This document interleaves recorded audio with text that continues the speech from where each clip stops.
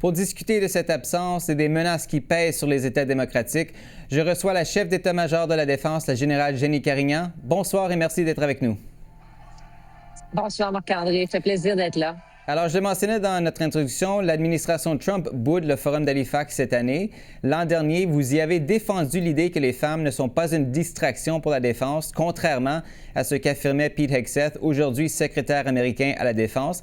Les interactions entre les forces armées canadiennes et leurs homologues américains sont-elles plus difficiles maintenant que M. Hegseth dirige le Pentagone?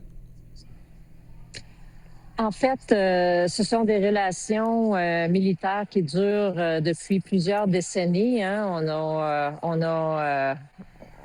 On a opéré ensemble depuis plusieurs années avec nos collègues américains pendant la Deuxième Guerre mondiale et plusieurs autres conflits aussi. Mais aussi au quotidien dans la gestion là, de la sécurité pour notre continent. Alors, ces relations-là se sont poursuivies. On a aussi énormément à faire du côté de NORAD pour s'assurer que nos espaces aériens et maritimes sont bien couverts. Alors, ces relations-là se sont poursuivies. Et cette année, au Halifax Security Conference, on a la présence d'une délégation non partisane de sénateurs aussi. Alors, il y a une présence américaine ici sur place à Halifax. Mais c'est quand même notable qu'il n'y ait pas de représentation de la Maison-Blanche, non? En fait, ça, c'est à eux de décider. Il y a plusieurs forums qui existent de cette façon. Alors, c'est à eux de décider la participation qu'ils vont y avoir. Très bien. J'aimerais vous faire réagir aux propos d'un de vos homologues. En France, le chef d'état-major des armées, le général Fabien Mandon, a évoqué cette semaine la possibilité d'une guerre entre la Russie et les pays de l'OTAN d'ici 2030. Je vous invite à l'écouter. Si notre pays flanche parce qu'il n'est pas prêt à accepter de perdre ses enfants, parce qu'il faut dire les choses, de souffrir économiquement parce que les priorités iront à de la production de défense, par exemple. Si on n'est pas prêt à ça, alors on est en risque. Êtes-vous d'accord, dans ce contexte de menaces accrues, les Canadiens doivent-ils se préparer davantage à cette idée que leurs enfants pourraient être envoyés au front et au risque d'y perdre leur vie? Ce qu'on comprend et ce qu'on dit depuis plusieurs mois, plusieurs années, c'est qu'on sait que l'environnement global change et a énormément évolué. Et c'est très clair qu'il faut se préparer pour pouvoir avoir un effet dissuasif. Alors, c'est ce que les investissements en défense nous signale. Il y a une priorité de nos gouvernements de s'assurer de notre souveraineté, puis de s'assurer qu'on soit prêt. Et justement, pour avoir cet effet dissuasif-là, pour pas être ouvert et vulnérable là, à des conflits ou à des attaques malicieuses. Donc, c'est clair là, qu'on a le signal de bien se préparer et c'est ce qu'on fait avec les investissements à grande envergure présentement là, pour les forces canadiennes et les départements de la Défense. Je le mentionnais, le général Mandon a affirmé que, selon les renseignements auxquels il a accès, la Russie se prépare à une confrontation avec l'OTAN d'ici 2030. Est-ce que vous êtes du même avis? On ne sait pas, on ne peut pas être certain à 100% des intentions de la Russie, mais ce qu'on voit, c'est qu'ils ont clairement le pouvoir d'envahir un pays voisin de façon tout à fait illégale. Ils ont un arsenal militaire considérable, des technologies considérables aussi. Donc, pour pas être ouvert justement à une invasion, c'est certain qu'il y a une crainte en Europe et on veut s'assurer d'être prêt là,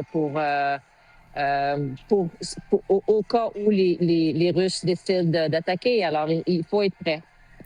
Justement, les Forces armées canadiennes ont préparé un plan pour faire passer le nombre de réservistes de 30 000 à 100 000 et recruter 300 000 volontaires supplémentaires. Au total, votre force de réserve compte actuellement moins de 50 000 personnes. On est donc bien loin de cet objectif de 400 000. Est-ce que c'est un plan réaliste?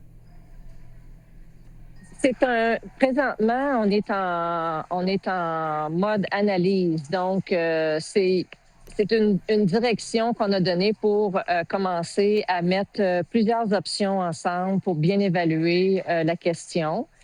C'est tout à fait réaliste. On a une population de 41 millions de Canadiens. On entend ce désir de s'impliquer dans le service et de s'impliquer dans notre sécurité. Quand on compare, par exemple, avec la Finlande, qui ont moins de 6 millions d'habitants, ils sont 900 000 de réservistes et de militaires. Donc, c'est clair qu'on a la capacité de le faire et il faut construire un modèle là, qui va bien nous servir à nous. On a présentement plusieurs crises à gérer à chaque année au Canada en termes d'événements climatiques, par exemple. Les feux de forêt, les inondations, même les pandémies. Et par exemple, seulement cette année, on s'est déployé sur 7 opérations domestiques dans 6 provinces différentes. Alors, la gestion de crise, cette préparation-là, cette résilience-là qu'il faut créer dans nos communautés pour gérer les différents événements qui peuvent se produire, c'est vers ça qu'on va axer nos efforts. Est-ce que vous envisagez un scénario dans lequel des civils seraient obligés de servir dans les Forces armées canadiennes compte tenu de, je le mentionnais, ce contexte de menace accrue? C'est tout à fait volontaire. On est vraiment axé vers une force volontaire qui va être à travers les diverses communautés au Canada. Donc, c'est divers. Il y a plusieurs modèles et options qu'on peut regarder, mais il faut faire notre travail, présenter ces options-là au gouvernement pour qu'ils prennent une décision. Puis ensuite, on va s'assurer de faire la mise en œuvre. Sur les F-35, rapidement, il est difficile de croire que le gouvernement ait encore besoin de temps pour étudier. Êtes-vous préoccupé par le fait qu'il semble que le gouvernement envisage la possibilité d'une flotte mixte avec des Gripen de Saab, des chasseurs quand même de 4e génération? Est-ce que ce sont vraiment les aéronefs dont l'aviation royale canadienne a besoin? C'est un dossier qui est extrêmement complexe. Il y a énormément de facteurs d'impliquer dans ce dossier-là. Le gouvernement veut s'assurer de prendre les bonnes décisions. Alors, de là, la revue, qui est un dialogue constant avec les divers intervenants pour s'assurer de baser les décisions sur des faits et sur des bases solides. Alors, quand le gouvernement va être prêt, on pourra prendre la décision. Mais en attendant, nous, on continue là, avec le plan actuel.